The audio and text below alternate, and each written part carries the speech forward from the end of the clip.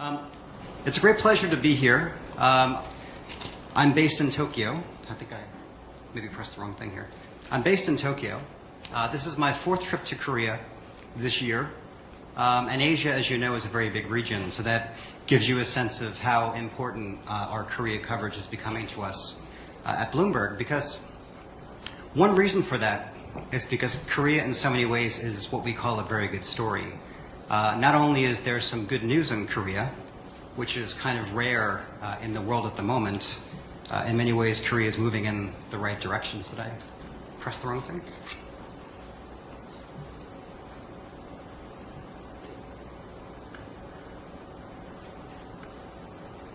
Okay, I apologize.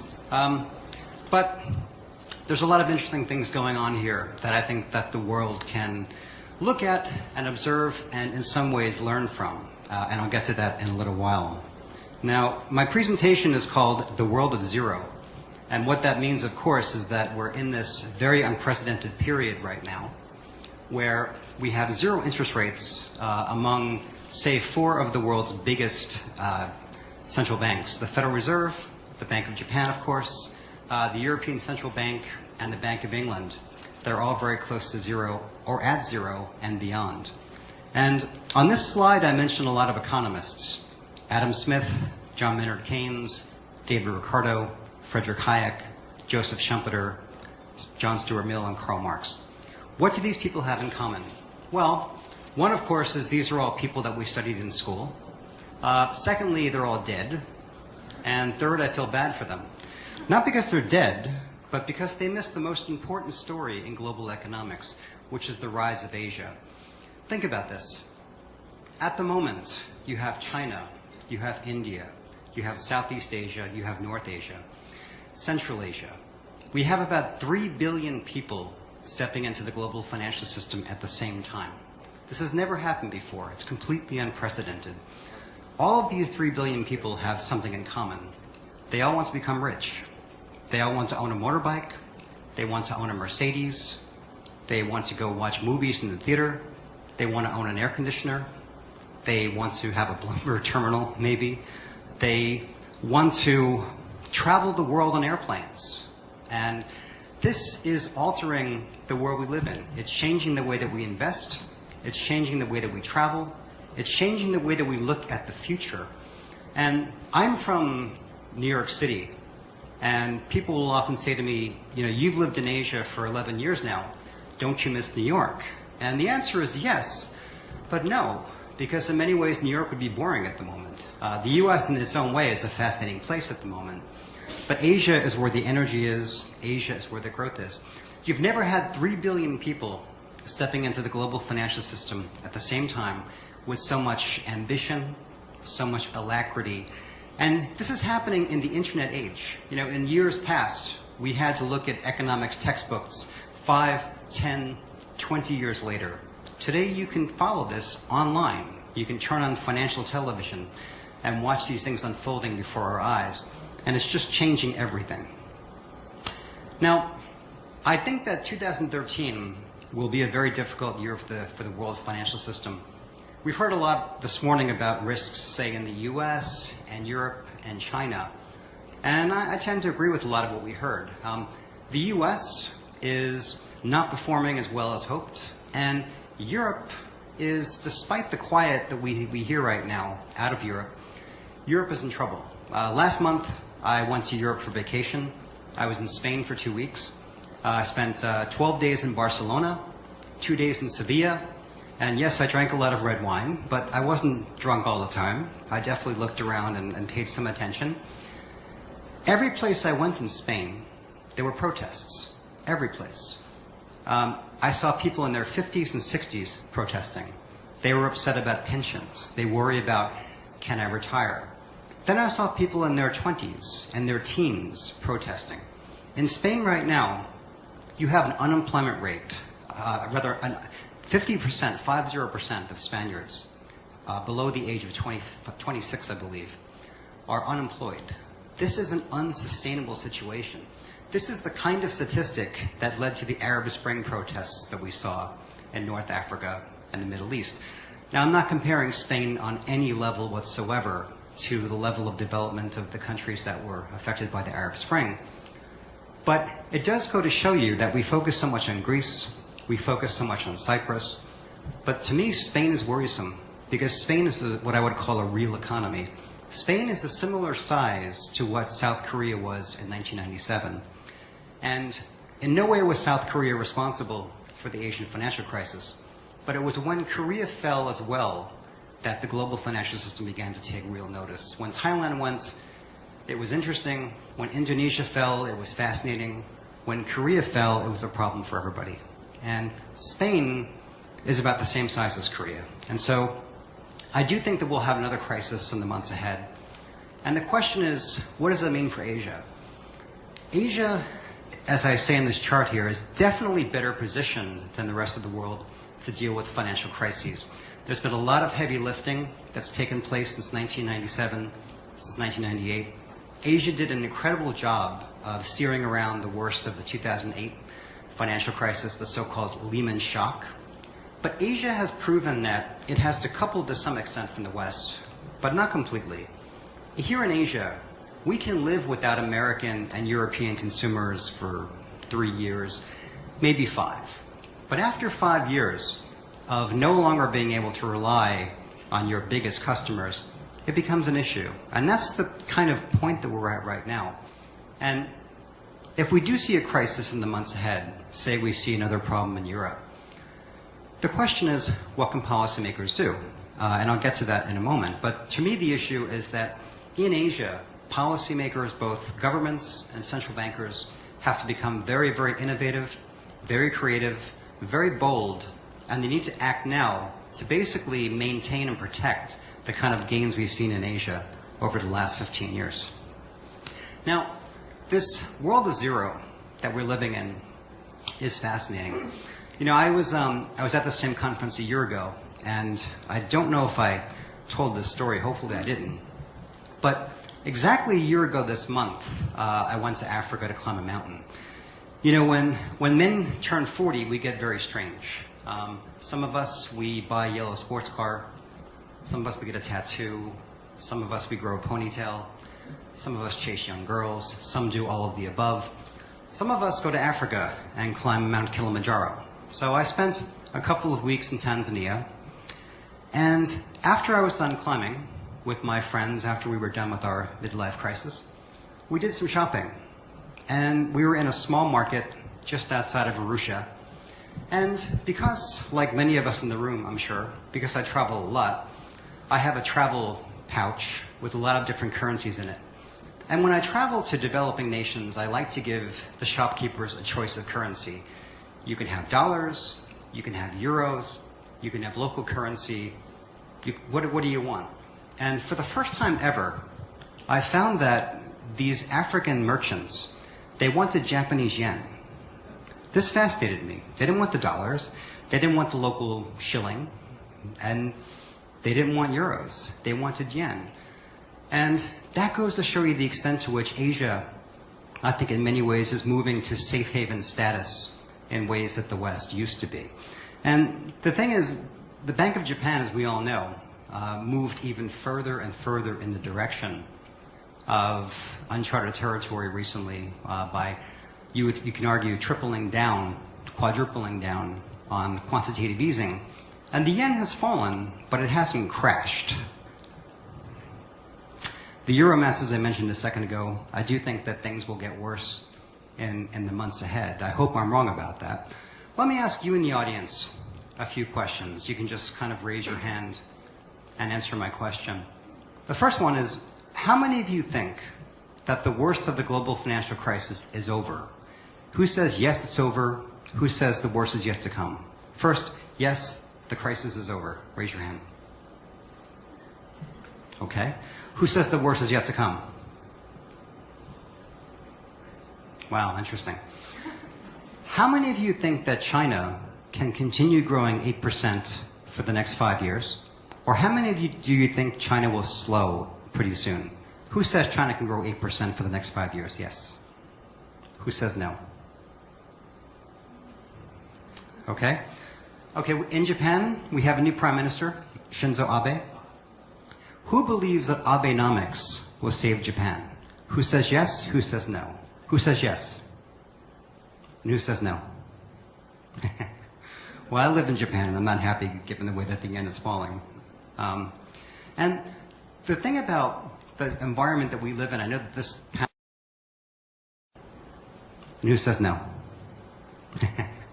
Well, I live in Japan, and I'm not happy given the way that the yen is falling.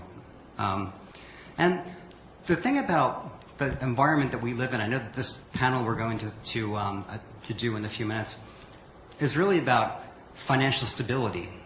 And think about the world that we live in. If you are the central bank governor of Indonesia, think about the world that we live in right now. Should you be raising interest rates or lowering interest rates? Well, in the usual environment, you'd say, well, Indonesian inflation is kind of high, so let's raise interest rates. But if they raise interest rates, that attracts more foreign capital, more hot money, more of these liquidity flows. So you can argue that maybe Indonesia should be cutting interest rates. Now, I'm not saying Indonesia should cut rates. I'm just saying that we're in very, very uncharted territory. And I think that, you know, Korea is an interesting example of how disorienting the world has become. In recent weeks, Governor Kim at the BOK, he's been under a lot of pressure to cut interest rates. There's concerns about growth in South Korea. There's concerns about the kinds of volatility we see because of Kim Jong-un and his tantrums. So Governor Kim has been under a lot of pressure to cut interest rates. But as we saw recently, he decided not to. And I think it was a very wise decision because we live in a world where everyone else is at zero. So what good is South Korea cutting interest rates a little bit going to do in this world that we live in? And what he did with his small act of defiance by not cutting rates was he put the emphasis, the onus, on the government, basically saying, it's your turn to do something. And of course, the government has stepped up with some stimulus. But we live in a time where fiscal policy is probably a lot more important than central bank policy. When I first started out as a journalist, I was in New York and Washington, D.C., and I spent about 5 years of my life traveling around the world with Alan Greenspan. It was a fascinating time, but back then, we looked at Alan Greenspan as this god. You know, the guy is brilliant, he can do no wrong, if only we had more people like him, if only other economies had people like Greenspan. Well, you know, now that we look back, we realize that maybe Greenspan wasn't a genius, maybe he was crazy. And it's an interesting thing to think about because Greenspan in many ways was the prototype for the modern day central banker. A lot of governments, a lot of politicians, they find it difficult to make difficult decisions. They find it hard to do something very bold because they're worried about being reelected. And that meant that governments, they relied on central banks to do their job for them. And so when Governor Kim recently refused to cut interest rates, I thought it was smart because I thought he was basically saying to the government, look, I'll cut rates if things really get bad, but it really is up to you right now to stimulate the economy. The other way, of course, that Korea is relevant at the moment is the so-called middle-income trap. Now, you know, the middle-income trap is when per capita income gets to about the $10,000 US level. Korea, in many ways, is an exemplar of how to avoid that. And even, you know, if you look at the UN Development Program, it used to be here years ago to give Korea advice. Now it's returned to Korea to learn from Korea's success, not only since 1997, but before that, just Korea's post-war success. And I think that's an interesting footnote, if you will. And China's economy, China's population is much larger than Korea's. It's hard to make a comparison. But when you look at a lot of the things that China needs to be doing, they could do worse than look at Korea's experience. In many ways, what Korea did right was it took a while, but it began to free banks to allocate capital properly. And it cut government support for the private sector for companies. it meant that large companies, even the chaebol, they had to start worrying about making profits on their own. They had to become innovative. And I think that was a very, very important development. And I think there are so many ways in which, say, China or other countries like Malaysia, if you will, could learn from Korea's experience. The great rebalancing is also something that was talked about quite a bit this morning. And as Dr. Pei was just talking about the RMB, at some point, many people will say that the RMB will replace the dollar as the reserve currency, and that's fine. I mean, even myself as an American, I have no particular concern about that. But I do think that we're in a period right now where global rebalancing has never been more important than ever. And this gets back to the world of zero. When you have the world's biggest central banks all cutting rates to zero and beyond, it's kind of a race to the bottom. We're undercutting each other. When the U.S. wants to criticize, say, China for having a currency it believes to be undervalued, there's some hypocrisy there. Because what is the Federal Reserve doing? The Federal Reserve is, they'll never say it, but they're working to weaken the dollar. The same thing with Japan. It's very difficult for the U.S. right now to criticize Japan for what it's doing because the U.S. itself is indirectly devaluing the dollar. And one of the things about the world that we live in that I find so fascinating is how disorienting things are. As I mentioned before, I was in Europe recently for holiday. And the euro is not that weak. It's kind of shocking. In Europe, we've had this liquidity crisis. We've had a debt crisis. We've had a political crisis. We've had a banking crisis. We've had an economic crisis. We've had a confidence crisis. We haven't had a euro crisis. I was very, very bitter walking around Spain looking at the kinds of bills I was paying. I guess I was expecting things to be a lot cheaper. Something that gets a lot of attention is Barack Obama's pivot east, which I think is a very smart thing to do. I think many of us think that when the U.S. is pivoting east, it's all about trying to contain China. But I have a different view. I think it's more about the U.S. just reminding itself that we are a Pacific nation. The U.S. has spent so many decades only caring about Europe, only thinking about the Atlantic.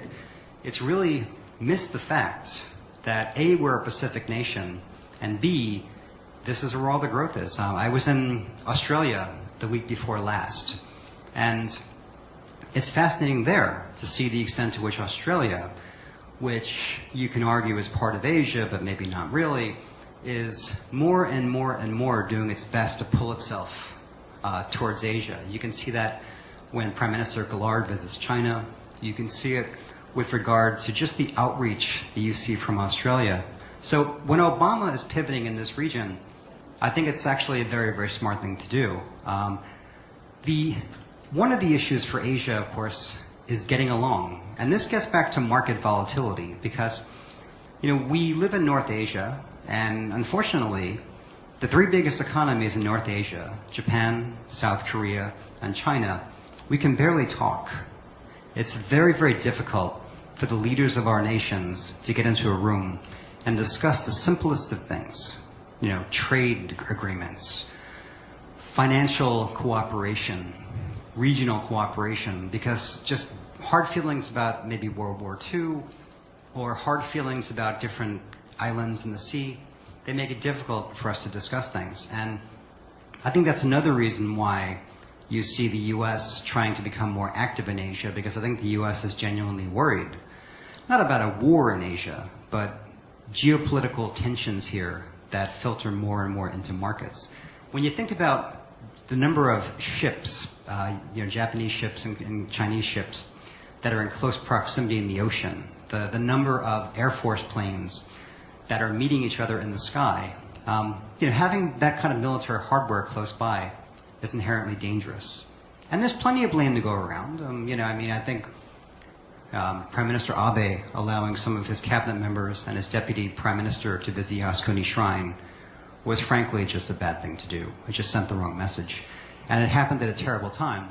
Because if you're Japan and you're anxious to boost your economy, and you're weakening the yen so that you can trade more in Asia, what good is that when you're upsetting your biggest customers who might boycott your goods? And this is my last slide. As I started out earlier, I'm an American. I've been in Asia for 11 years. And I found it to be such a privilege to be in this region at this particular time. Because Asia, in so many ways for me, has everything that a journalist wants for a good story. It has good stories, it has bad stories. But we focus more so on the good. We focus on the growth. We focus on the opportunities. We focus on the fact that in many countries, populations are young and growing. In other countries like Korea, populations are aging and not growing as rapidly. In Japan, populations are shrinking. But the demographic trends in this region are so fascinating for so many reasons, and as I said, it's one of those reasons why being here is so fascinating. And when you think about, when Goldman Sachs thinks about the next BRICS economies, pretty much most of them are in the Asia region. A lot of people will ask, why wasn't Indonesia included in the first round of the BRICS? Why wasn't South Korea included in the first rounds of the BRICS? They probably should have been. But the point is, when you think about the economies that are deemed to have the greatest potential, they're all in this region.